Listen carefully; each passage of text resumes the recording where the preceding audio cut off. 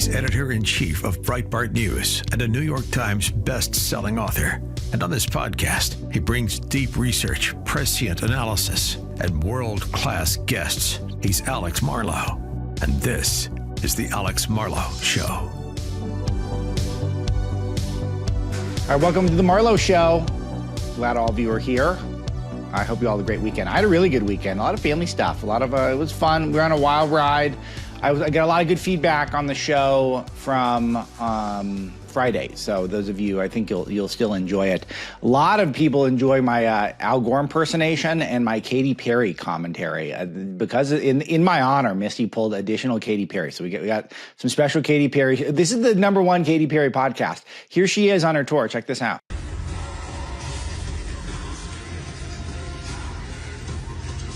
Those of you who are missing it, this is like a Electric Daisy Carnival type deal. She's got a lightsaber. She's dressed as an action figure. There's a lot of binary code in the background, like the Matrix.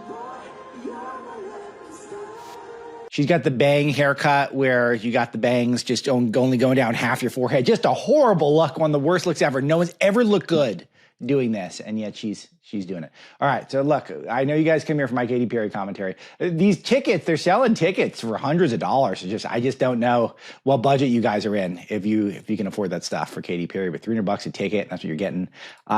Just the thought of dedicating a night of your life to doing that. All right, if you're a Katy Perry fan, you got to email me, aloha@alexmarlow.com. I got some email. I will take email later in the show, and I've got a topic for you because I got a debate with Mrs. Dr. Marlow, and we were debating whether or not it'd be better to have a pet rat or a pet snake. And I'm way in the pet rat camp. I don't think you should have snakes in the home. And Mrs. Dr. Marlow vehemently disagreed with me, and we agree on most stuff. It's been 21 years, so we've learned to coexist pretty peacefully. But this is a big debate. So I want your thoughts. Aloha@alexmarlow.com. Would you rather a pet snake or a pet rat? So for me, I've just read too many stories of, pythons strangulating humans, trying to eat humans. I was just reading one the other day about how a guy found his brother and he'd already been strangulated by a python, and the python had his head in his mouth and was trying to get the whole head in the one bite. How many stories do you need to hear?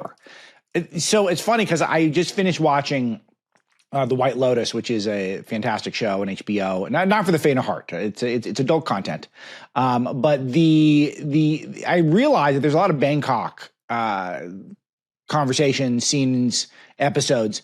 No python content. That was a big miss because there's a lot of pythons in that area and they have been known to eat humans.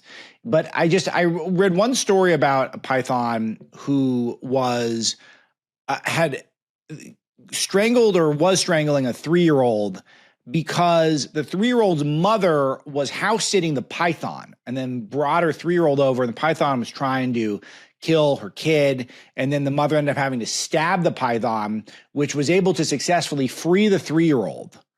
But then the python was so wounded and freaking out, and they'd euthanize the python. So it just sounds terrible, and I don't want any part of it, and I'd much rather have a rat than any sort of a snake pet. So I'm sure some of you will educate me on why certain pythons or certain snakes are great to have as pets, but I don't get it. So are you on team Mrs. Dr. Marlow or team the big guy on this one? Misty says rats are smart and clean. They are smart and clean. I don't know about the clean part. I know about the smart part. We had a funny rat story though the other day. I think I said this on the air already, where a rat was eating some of our trash when we were on a family trip a couple weeks ago, and that was odd. But I'm still team rat over team snake. So, but if I'm wrong, please tell me. We need this type of content on the show. So that's a prompt for you today. All right. So the big story of the weekend was the Pope's funeral, which is a lot of tradition, a lot of pomp and circumstance. World leaders come from around the world. Always funny to see these scenes because people who are forced to do there's a difference between head of state and head of government. In a lot of countries, they differentiate, like in the UK, for example, that you've got the head of government that actually resides over the government and the head of state who does all the pomp and circumstance, which is, the king or the queen. And so in America, we have the same person does both. So Trump, who's trying to lead the country, is also the guy who we send to go to the Pope's funeral. So he actually is wearing two hats. He's the representative of the United States of America, but then he also is negotiating with Zelensky, some sort of surreal photos coming out of that. Trump is trying to talk Zelensky into relinquishing the Crimea, which is complicated in the sense that Zelensky he sees the Crimea as part of Ukraine, and I think the Ukrainian constitution suggests that it's a part of it, or at least they can't relinquish it to Russia. So Zelensky is kind of tied, I guess, to saying that we're not going to give up the Crimea, but he should. And the Crimea was taken, as I mentioned on last week's shows, by Putin under Obama, so it's not Trump's problem. Ukraine did not put up a big fight for it, and the people there are mostly identify as Russians. It's going to stay with Russia in the end. That's how it's going to be. But Zelensky won't accept it, which means that there won't be peace until he does, as far as I can tell. I don't see a scenario where a peace is forged without Zelensky just saying, hey, Crimea, Putin, you can take it. So, and that'll be maybe enough for Putin to be able to go back to Moscow and say, we won, we got Crimea, it's officially ours. So enjoy, we did it. So maybe that will be what moves us in the direction of a peace. So Trump is trying to talk Zelensky into that, and he has suggested that it does seem like we're moving in that direction. Trump was complimentary of Zelensky, saying he's hardworking and he's ready to give up the Crimea for peace. Zelensky's not said as much, and I don't know if he is, but that's what Trump is saying, and I hope that's true. So that turned out to be one of the biggest stories coming out of the Pope's funeral. The other one was that Trump wore a blue suit. And if you zoom in on the photo of everyone surrounding Trump in the front row, which is, I think traditionally the American president is supposed to be in the third row so as not to distract. They also had Zelensky up there nice and tight, which I'm told was against protocol, that they moved up the Ukrainian president. They elevated him at the Vatican more than usual, and you can imagine why. But then you zoom out, and there's tons of blue suits and blue dresses and blue ties and lots of people wearing blue, but we were told that Trump was the only one wearing blue because in the immediate vicinity surrounding him, Melania's in black, and I'm leading into the screen, Brigitte Macron and Emmanuel Macron and some other familiar faces dressed in black. So Trump was wearing a blue suit. It was odd to wear the blue suit. I admit, I thought it was odd to see the blue suit, but clearly not a problem considering how many other people were wearing blue suits. I guess I would have gone with the black, but partially because I've only got a few suits and one of them is black and I never use it for anything because thank God I haven't had to go to I hadn't had to go to I hadn't had to go to a funeral in a while, thank God. So hopefully we won't have to go to one soon. But I got the black suit. I would have worn that. But obviously not a big deal. I love to celebrate with the grill, the best hot grill, besthotgrill.com, Solaire infrared grills, made in America, high quality products, stainless steel, great customer service, great people.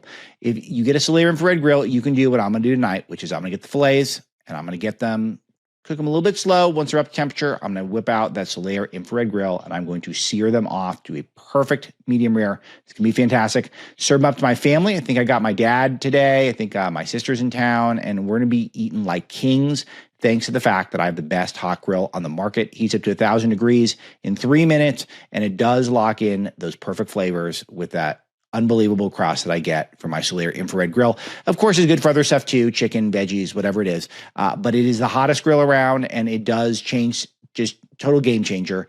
And you love to get these high quality made in America products and they support good people like Talk Radio and this show, The Marlow Show. All right, Solaire infrared grills, besthotgrill.com. You know how much I love it. Conclave's coming up, starts on the 7th, should go on for a week or two. And we are trying to figure out who's going to be the next pope. I will keep reporting back to you. A lot of people on the right are very interested in Cardinal Sarah, who is I think the preferred for the online right, the preferred candidate. Robert Sarah, he's from Guinea. So a Guinean Catholic prelate, and he's 79 years old, which would make him not the oldest to start a papacy, but sometimes sort of a ceremonial deal. I was looking into this. There was one pope who started at 90, but that only lasted 2 weeks. So perhaps it could work out because remember, if he gets picked, it would be by people who also want to be the pope themselves. So the way the College of the Cardinals works. So we're holding out hope that we're going to get someone who's more traditionalist, more conservative. But remember, about 80% of the people who are picking were chosen by Pope Francis. So it's hard to handicap how things are going. It's a very secretive process, but we'll bring you details as we know them. But Robert Serra is a guy who has said that basically the mass migration is akin to suicide for the West. So any sort of attitude like that is really cool. He's also black, and that would be very nice with all the DEI hiring going on. It would be nice if we could catch a break here and maybe get a super conservative guy. Maybe he'll win anyway. But hey, look, if we can use it to our advantage, that'd be great. So I don't care if it's DEI guy, if we get some real traditionalism and conservatism. I've been saying this on the show. People need it as we get more secular and as we start seeing the erosion of our culture due to the secularization of the West and the fact that we have not been better off as a people as we've gotten further away from religion. It would be nice to have more traditional people, particularly where it is appropriate, such as in the church setting. So not everything has to be, when you're talking about your entertainment, I'm not saying everything has to be just totally sanitized and paying attention to every norm that we've ever held. But in the church setting, you want to have those traditions. It really does bring you a connection to something that preceded you and something more meaningful that will outlast you as well. And I think that means a lot, particularly to younger people. I think people are craving it right now because as we've gone to a more secular society, people have gotten a lot less happy. They're more dependent on their devices, their pharmaceuticals, and nothing that's making us a healthier people. So I think that's good. So it'd be great to get a more traditional guy. And maybe it's Robert Serra. I don't know, but we will see. We'll keep you posted. This reminds me of a shocking exclusive that we have at Breitbart News, where data suggesting the abortion pill complications are 22 times higher than previously reported. Big study that we are breaking at Breitbart. That while the abortion pill touted as safe and effective, a study from the Ethics and Public Policy Center released early this morning as we're recording it showed that about 11% of women who'd taken an abortion medicine actually had experienced severe complications, including sepsis, infection, hemorrhaging, other serious adverse events within 45 days of the abortion, even though the pills are touted as only having a 0.5% of negative side effects. So we're talking about 11% over 0.5. This is an outrage. It just reminds you that the best method is to try to live as much of a virtuous life, not a virtual life, a virtuous life, so that you're not finding yourself in the position where you need to have emergency abortion pills. So you need to behave yourself as a human being, but also you need to be in tune with this stuff spiritually and need to walk through the process. Is what happens if a mistake takes place? Am I immediately going to rush to take a pill to abort my child? We like to avoid such things. So it would be nice if you are confining that sort of activity to healthy marriages and committed partnerships. If not, which is I'm very much an advocate for, don't put yourself in a position where you can conceive unless you're married. If you start living that way and start talking about it in that way, then maybe perhaps we can have fewer people needing to have emergency abortion pills and thus fewer complications and also less lying about it. But the FDA has got to reinstate stronger safeguards, according to our report, which makes a lot of sense. Just reminds you, we want to increase virtuosity in our society, and we're not having that. We're not having that at the moment. At the moment, we are indulging, I think, a lot of our worst human tendencies, and that's not correct. Just because it's coursing through our veins, it doesn't mean we should indulge those things.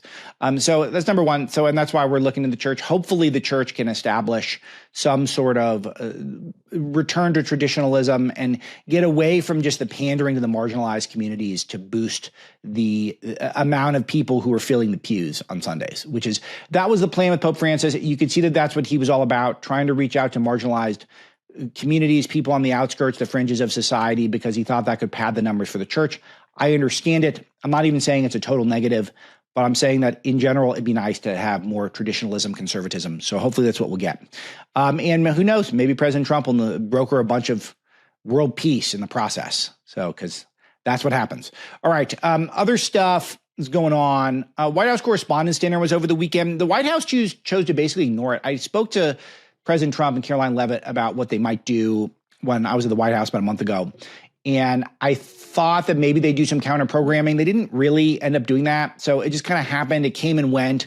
But there was one moment that I wanted to highlight. They gave an award. This is the White House Correspondents Association. These are the fake news enemy of the people. They gave an award to a guy named Alex Thompson, who writes at Axios, who has a book coming out about the cover-up of Joe Biden's mental decline.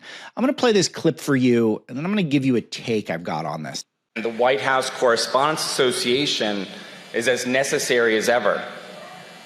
President Biden's decline and its cover-up by the people around him is a reminder that every White House, regardless of party, is capable of deception. But being truth tellers also means telling the truth about ourselves. We, myself included, missed a lot of this story.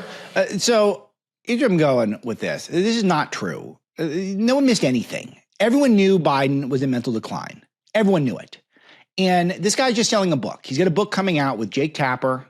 Very, very Jake news. Jake Tapper coming out next month. And this guy's just selling books. So just hear this in the context of everything this guy is doing is he wrote a book about the cover-up of Joe Biden's mental decline. No one's read the book. Maybe it's good. It's probably not. But that's what's going on here. Is that this is someone who acknowledged himself. Joe Concha from Fox pointed this out with a tweet over the weekend. After saying the GOP weaponized the obvious mental decline of Biden as late as June 2023, Alex goes on to condescendingly scold the media at the White House Correspondents Association 2 years later for not reporting on Biden's obvious decline. Incredible. So, and then he highlights a tweet from the same guy, Alex Thompson. Biden's weird phrases are sometimes weaponized by the GOP to insinuate the 80-year-old president is in mental decline. But Biden has been using these unique phrases for years, even as some of his aides remain confused by their meaning. Everyone was conscious of this.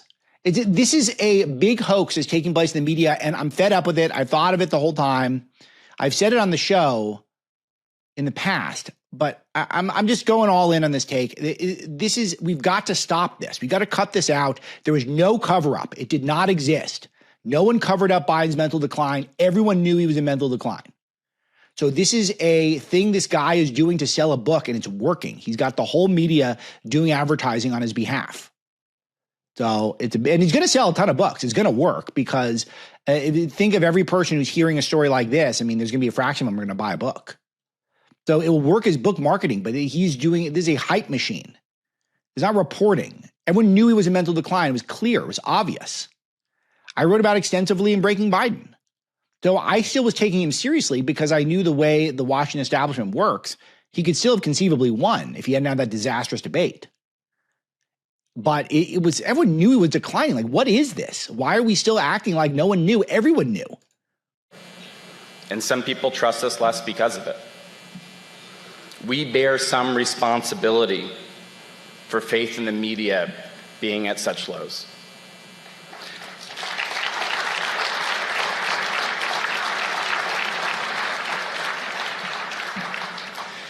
I say this because acknowledging errors builds trust, and being defensive about them further erodes it. We should have done better. I believe our mission. This is a big hoax. This is a big hoax. He's not trying to build trust. He's trying to sell books. He wrote a book on the subject and he wants to sell them. He's coming out and it's brilliant marketing. As someone who sells books, I will tell you this is brilliant marketing. He doesn't think he got anything wrong. He knew there's mental decline. Everyone else knew it too. This is a way they're trying to make it seem as though Joe Biden single-handedly destroyed the Democrat Party. That's the name of the game here. They want to be able to pin the blame on Biden for everything. And so by saying, "Oh wow, we should have really seen it. We should have really seen the decline." It's all a way of giving yourself a little wrist slap and saying, "I'll be better." But in actuality, they knew everything that was going on, and there'll be no consequences for any of this talk. No one is going to get fired. No one's really going to get hurt from any of this. So just note that that's all. We're all getting hoaxed in this thing. No one, everyone knew. That's it. That's all I gotta say. All right, so let's see how the Democrats are doing because this continues to be the main one of the main topics is, are they going to be able to find their footing ever? And we got some real treats going on, because as we're recording this, Democrats have been sitting on the Capitol steps with activists. We're about, I don't know, I think they're still there. They were there all day yesterday. So and then new Democrats keep showing up. It's another Cory Booker joint where these guys are all harboring fantasies of the 60s. They're all harboring fantasies of the protest era. So we got Hakeem Jeffries and Cory Booker. Misty pulled some footage for us. Let's check this out. We began today at around 6 a.m. It was just two of us sitting on the Capitol steps. And now, hours later, hundreds have showed up on behalf of the American people, representing millions of the American people who have said, enough, this is not America, we are better than this. This is a reflection of America. This is who we are. We can always do better, but we have to take action together. So thank you for letting me be here today. And when you show me your budget, you are telling me what I need to do to make sure we're lifting up the values of this great nation. Please help me. Please help me. Aloha to AlexMarlow.com. What are they doing? What's the point of this? I don't get it. I pay close attention. I know that they have to act like they're doing something. They have to act like they're working. They don't really have a lot of pull when it comes to legislation, because the Republicans control both houses and the presidency. So especially if you're a grassroots favorite, if you're a donor class favorite, none of them want you to work with the Republicans to compromise and get something done in the literal sense. So they got to act busy. But other than that, maybe that's it, man. It's the whole thing. If there's anything else, please email me and let me know what's going on. I got one more clip. We'll be pushing back against the Republican efforts to jam this far-right extreme budget down the throats of the American people. And we wanted to make sure that heading into that fight, we were very clear with our Republican colleagues. There will not be a single Democratic vote to take away the health care of the American people. Not a single Democratic vote. I love the way Jeffries talks. He's got this shtick he does where he speaks like this in staccato language. And I think maybe one day I will do the whole show in this way, where I will say the Republicans do not want you to have health care. They do not want you to have social security. They do not want you to have a cat or a dog. They want you to be lonely and to live without pets to keep you company. I mean, does that work? It does work, I think. I think he wouldn't do it unless it worked. You guys are really enjoying when I was doing my Al Gore impersonation where he was pitching his voice, kind of sort of Yosemite Sam style. I think one of you said it that way. Maybe I'll just have guest hosts of the show, but it'll be me. And maybe we'll do that, Missy. Maybe that'll be fun. I'll just host the show, but as Hakeem Jeffries. So we could do that. Just to tell you about the protest culture that's going on, J.B. Pritzker is out there, governor of Illinois. He's in New Hampshire, I think, today. So he's running for president. He's no other reason to go to New Hampshire. And the ultimate Nepo baby from the family that had the Hyatt Hotel chain or has the Hyatt Hotel chain, Pritzker family, one of the richest families in the world. That's as far as I can tell, J.B. Pritzker didn't do anything in particular personally, but he ascended to the governorship of Illinois. He's out there and he's calling for more protests. Check this out. Never before in my life have I called for mass protests, for mobilization, for disruption, but I am now.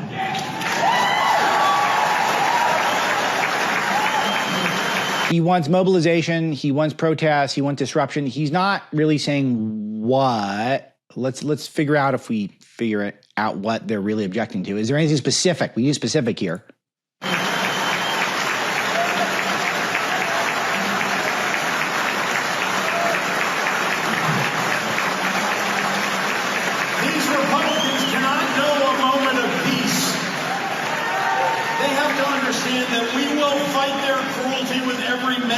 Microphone that we have, we must castigate them on the soapbox and then punish them at the ballot box.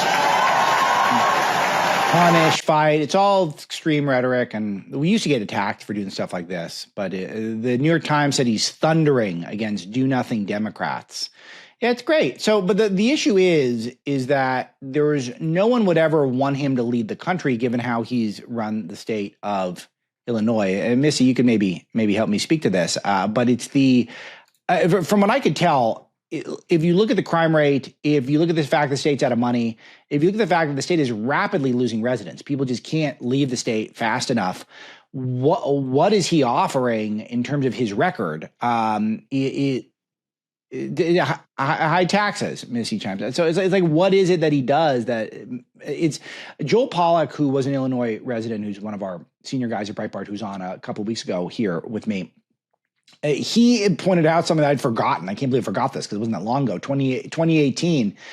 He was busted for removing toilets in his mansion to dodge taxes. This is a real story because he had the mansion next door and he bought a mansion and he realized if you take the toilets out, then it would be deemed uninhabitable and thus he would not have to pay property taxes on it. Even though he's worth $3.2 billion, the mansion was worth $3 or $4 million, so it would have been a big tax bill. He didn't want to pay it. So he took the toilets out. It's one of these stories that you couldn't believe it, aside from this from NPR that I'm reading this from. So we're going to make him president because why? It just shows you how bad the Democrats have it right now. This is even a consideration. So we'll be more. Hopefully, let's add him to the character list, Misty. Let's make Pritzker a character. Let's do it. Let's have it. Let's have fun with him. Chuck Schumer's talking impeachment. But over what? They're lost. Who are their champions? People are finally wisening up to Abrego Garcia, the everyone's favorite Italian El Salvadorian. They realize that he was involved in human trafficking, almost certainly. That's why, and the Biden administration just let him go. Probably because Joe Biden's mental decline. That was covered up until Jake Tapper and friends wanted to write a book about it. Then all of a sudden we were talking about it. So, but it's all covered up until then. No one knew Biden was in mental decline. But everyone's catching up to it. The White House has done something pretty awesome. They're starting to put photos of the arrested illegal aliens up around the White House. We got some reporting on this on Breitbart. The visuals are pretty terrific, but the White House is now starting to put up these signs with faces of illegal aliens and listing their crimes that they committed. Some of them say assault of a child rape, murder, all of these violent criminals who are illegal aliens. And they're putting all these signs up, which are really provocative and clear, sort of like the lawn sign that the left always has, that in this house we believe in the COVID shot is really good and Dr. Fauci is a genius and science is king and love rules us all. And, all those signs that you guys see, they look like those, only it's arrested and then it has the mug shot and then it has the crime of the illegal alien. But here's what's so brilliant is that they have them exactly in the background of all the shots from the media booths that they have near the press briefing room on the White House property. So when you get through the press gate at the White House, the first thing you see, they call it Pebble Beach. I guess, I don't know why. I guess maybe they're pebbles on the ground. We don't have a permanent booth there at Breitbart. So, but it's called Pebble Beach. And it's where there's these green booths where all the media outlets can do their live shots. So when you see a shot on NBC or on Fox from the White House, where the White House is in the background, it's from these booths. And now directly in the shot are all these pictures of illegal alien crime victims. And it's just great. It's really clever. And I like it. I enjoy it.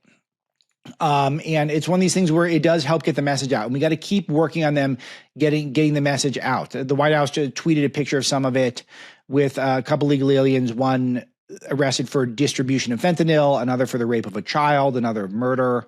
White House tweeting, "We will hunt you down. You will face justice. You'll be deported and you'll never set foot on American soil again. Oh, and your mugshot just may end up on a yard sign at the White House." That's great. I mean, let's do it. Let's get the yard sign culture out. I'm good with it. This came in really late on Friday and right as I was recording, so I didn't get to really delve too deep into the judge who got arrested, the Judge Dugan. But I mean, we got the mugshot, which if you've not seen online, you have to. She's sobbing, but she literally held the door, a side door, or she directed the defendant out of the side door so that he could avoid ICE arrest, even though he's accused of violent crimes. It is, you couldn't believe it unless you really delved into the details. But now there's going to be protests on her behalf and maybe some boycotts, but she was clearly shielding an illegal alien from ICE who had no right to be shielded. And this is the type of policy, this fearless policy is what we need. We need to be able to have people fear that if you break the law, we are not going to be afraid of the protest culture and of the establishment media, the fake news, the enemy of the people. We're going to move ahead. You will be arrested. You will be charged. You'll be treated like a criminal if you're aiding and abetting the committing of crimes by illegal aliens in this country for political purposes. So all good, and more good news out of that. But I was thinking about this. I was on Tommy Lahiren's show, which is probably airing about now as we're recording this. But she asked me about my thoughts on this, and I said that when I heard that the arrest had happened, Kash Patel was out there touting it. I was thinking, well, we know it's probably going to be good. They probably had her dead to rights, but even I couldn't have guessed that she literally had held the door for illegal aliens, like a side door, so they could escape. I didn't think it was going to be that good, and it is that good. So that's really cool. All right, so Trump signed an executive order to ensure truckers speak English. It's exclusive for Breitbart News. Nick Gilbertson got the jump on this, our White House reporter, and it's good stuff. President Trump believes, according to the White House, that English is a non-negotiable safety requirement for professional drivers, as they should be able to read and understand traffic signs, communicate with traffic safety officers, border patrol, agricultural checkpoints, cargo weight limit stations personnel, and provide and receive feedback and directions in English. I love it. So it's great. Came from Secretary Duffy's office. And why not? English should be our official language. I'm pro being bilingual, trilingual, quadrilingual, multilingual. Let's do it. I want my kids to speak multiple languages. I think it makes for a more rich, fulfilling life. I think it's good exercise for your brain. English is our official language. It should be. We act like it's not. It should be. You should not. We would not want to encourage anyone to come to this country and to feel like that they can be their best without knowing the English language. It is the universal language of the world. So why we would not do everything we could to encourage people to speak the language, I don't know. And the safety issue is, of course, key. How can you – it just makes life so difficult for anyone who needs to check in with you at these weigh stations, anyone who needs to inspect your vehicle. Why should they be required to speak your language? It's one way or the other. Either you're requiring – our personnel to speak Spanish, or the people who come into this country are being required to speak English. It's a no-brainer, in my opinion, and I'm glad we're doing it. And I'm glad we get the scoop at Breitbart. More immigration news. So a police have busted an illegal alien accused of swiping Department of Homeland Security Kristi Noem's purse. Not a shock here that this is a illegal alien. And in fact, right as I was going to air, we learned that there's now a second illegal alien also being questioned. So it is, if you're willing to break our immigration laws, you're probably willing to break other laws as well. This is the story, and this is something that we need to continue to make sure that we're using the full extent of the law to stop these people from entering the country. And one thing that as we head in towards 100 days, I think it's really important for this administration to tout some of their victories in terms of border crossing. I'll come back to this later in the week, but we're at really low levels, probably record low, or at least in the last few decades, of illegal aliens crossing into the country. And that's such a big deal. It's not being touted enough. And every single legal alien crime should be avoidable. Everyone should be avoidable. None of them are necessary. And the sooner we are able to implement more of Trump's policies, we're going to start seeing more illegal alien crime dry up, because the fear of deportation, we can isolate the people who are still here, target them for deportation. Self-deportation is going to be huge. And we're also going to be able to perhaps divert some resources that are at our border now if people are not coming illegally across the border. What happens when a culture starts trading truth for comfort? Live Not by Lies is a bold new docuseries by Angel Studios. It uncovers how soft totalitarianism is quietly taking root in the West through censorship, digital surveillance, and the erosion of free thought. Inspired by Rod Dreher's best-selling book, the series features firsthand accounts from survivors of communism who recognize the warning signs because they lived through them themselves. The stories are raw, deeply moving, and they're drawing parallels between yesterday's totalitarian regimes and today's cultural climate. This isn't just about history. This is about right now and what we risk if we stay silent. Live Not by Lies is a challenge to every viewer to reject comfort at the expense of conscience and to stand firm in faith, family, and freedom. Streaming now on Angel Guild. Join today by visiting angel.com/Marlow. That's angel.com/Marlow. All right. Other stuff. Let's see. Oh, okay. So you've probably all seen this at this point, so I won't dwell on it too much, but New York Times has a story on the January plane crash in D.C. where the female helicopter pilot apparently ignored multiple warnings that her altitude was not at the right spot. And when she flew into a passenger plane, killed dozens and dozens of people. Over, I think, 70 people died in total. So it was a DEI situation. And it's one of these ones where I don't think it surprises anyone. I didn't probably go really big with it at the time because you really don't want to be wrong on such things, because it really cheapens our arguments against DEI if it turned out this wasn't a DEI situation.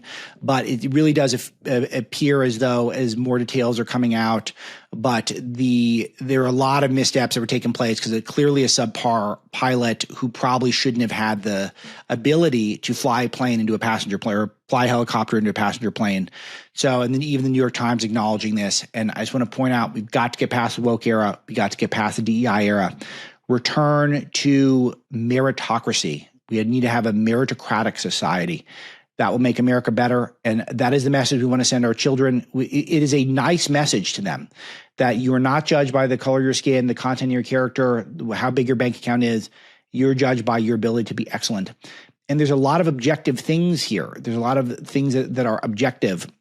And the ability to operate heavy machinery in the dark around passenger planes, there is no race or gender when it comes to that point. It is only about skill level. And if your skill is not at the highest level possible, then we have failed our citizens.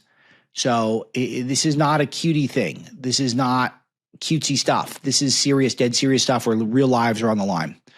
All right. We're beginning to roll out 100-day content. Dr. Gorka's got an exclusive. That's our lead story as we're recording right now, 100 days of killing jihadis. And he goes through, there's over 100, I think, jihadis that they've taken out so far.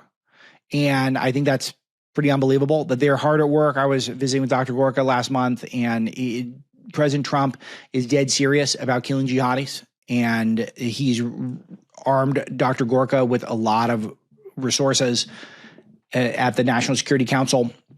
So we got a lot of detail there. Maybe we'll speak with him. Maybe we should do that. That'd be good. That'd be good. We should check in with our friend, Dr. G. But it's just a great accomplishment there. Again, another one that's not getting a lot of focus in the press for whatever reason, but it's a big win, because killing jihadis without us getting into prolonged wars where we're losing American lives is just, what could be better than that? And that's exactly what President Trump's policy has been.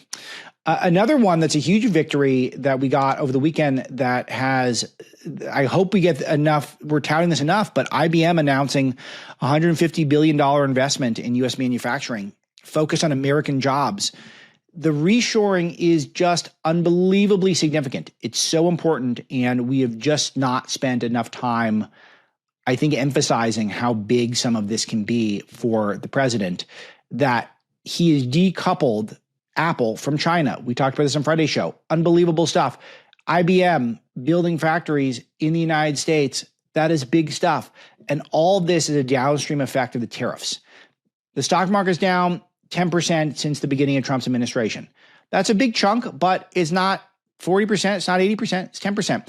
It's down less than 2% this month. So maybe it's stabilized and we can go up from here. The stock market typically makes up 8% in a year. So we could see a stock market up by the time the midterms come around relative to when Trump took office. In fact, I would predict it. Maybe I'm wrong, but you can hold me to that. So let's come around the midterms. I think the stock market will be up to some degree. And, if you look at the fact that we're reshoring, we're bringing these jobs back to America, we're bringing a culture that we build our own stuff. We're uncoupling from some of the worst actors in the world, which is so important given our debt also, because it's not like we're completely insulated and isolated. We have a strong economy, dollars, U.S. reserve currency. We got the biggest military, we got the biggest GDP. All that's great. But we're dependent on other countries, and let's just keep upping our game. The Wall Street Journal had a story that for baby strollers, there's no way around China tariffs. Type of stuff you see all the time. I think this is Wall Street Journal. Yeah, here it is. China's top global producer of strollers John Carney had a very brilliant take on this on his Twitter account, our economic and finance editor, that these articles backfire because they expose how dependent on China we have become for basics of normal life. Better to deal with this now than later. That's exactly right. Why should it be? Why is it? Oh, wow, I'm so afraid that the price of a stroller might go up. Well, I'm asking you to be afraid that if you cannot get a stroller without China, if China chooses to cut us off on its own. We're relying on China to never cut us off, to never have an incentive to cut us off, even though they stand for such completely different things and they're competitive with us and they see themselves as dominating the globe. They are our biggest rival. They're the only other superstate on earth. And it is a risk that if we feel like we're going to resent the U.S. government and not the Chinese government for this scenario, that makes us vulnerable. So that's why it's important, while people are paying attention, for Trump to move quickly to make sure that America can reshore and uncouple from China as fast as humanly possible. And then if we can do that, then I think we'll be in a much more stable place and be much more powerful negotiators, and I think ultimately be able to get those prices back down. So that's one of the stories of the administration, and I'm glad Trump is moving fast and we're sticking with it.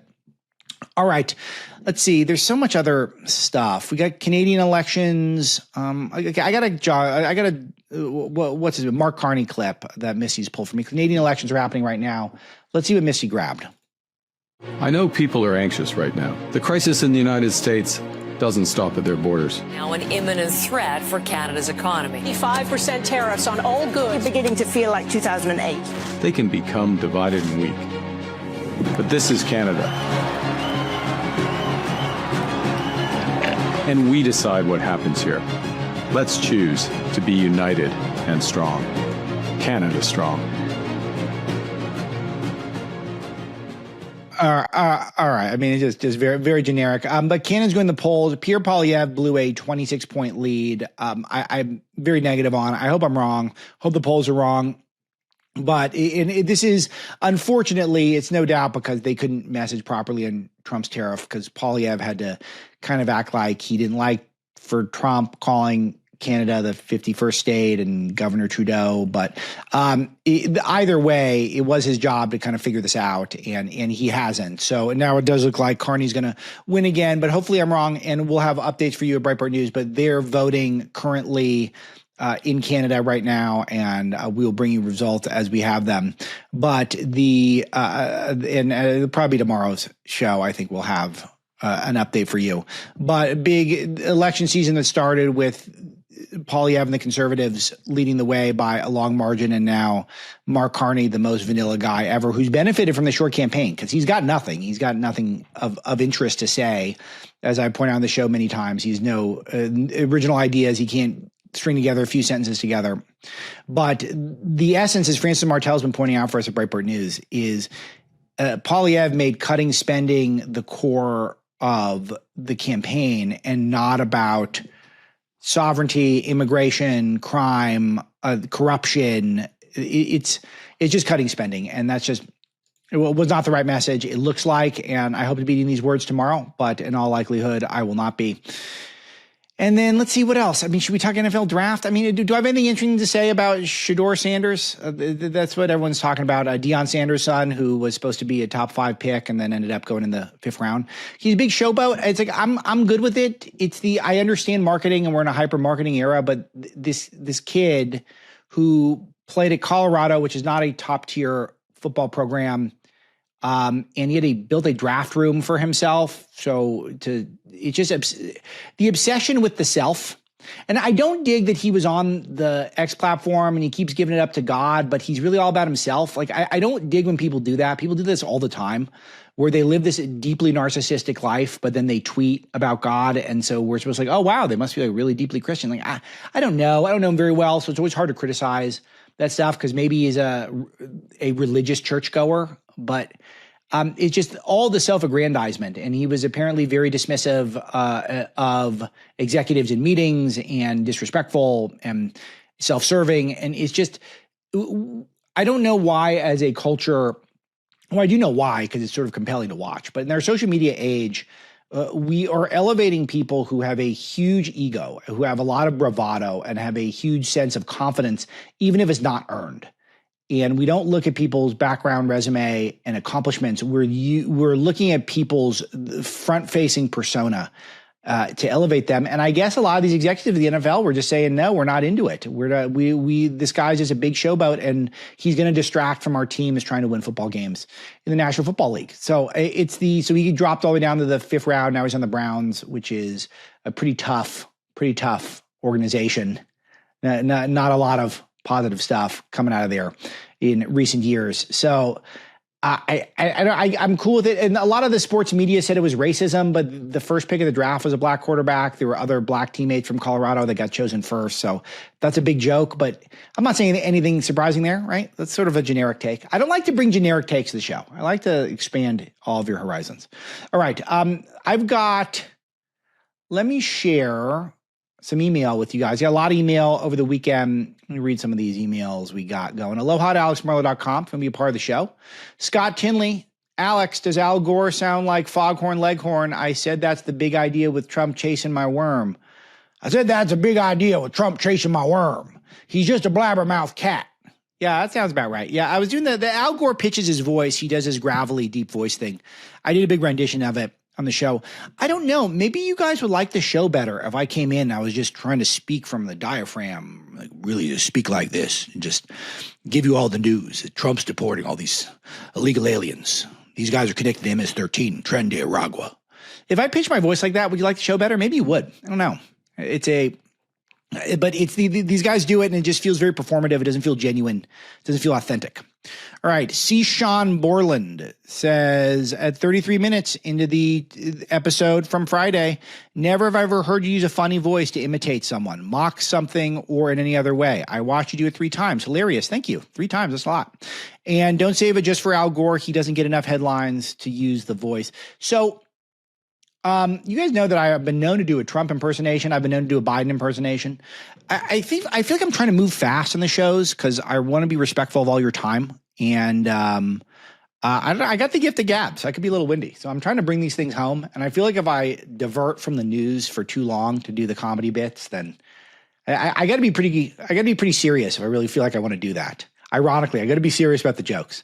So, but noted. Thank you. Appreciate it. And I will try to bring more impersonations and improv comedy to the broadcast as I keep getting comfortable. We're just getting our sea legs here. We're less than 6 months in. We're doing great, but we're all working on it.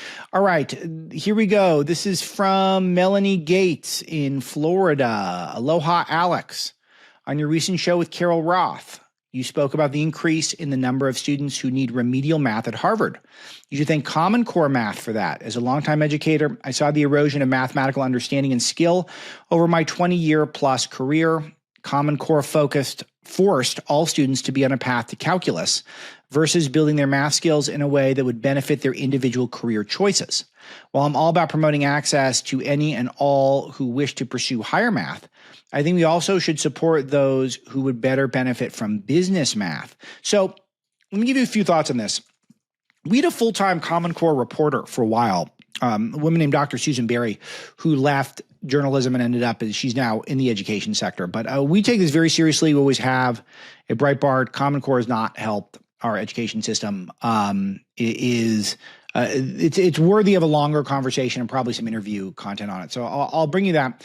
But I don't even know if it's either or. I don't know why we're not spending more time on business math, on finances, and allowing people to understand debt, personal responsibility, and working towards calculus. Because I feel like there's something about working towards the math and the hard sciences where there is a meritocracy element to it.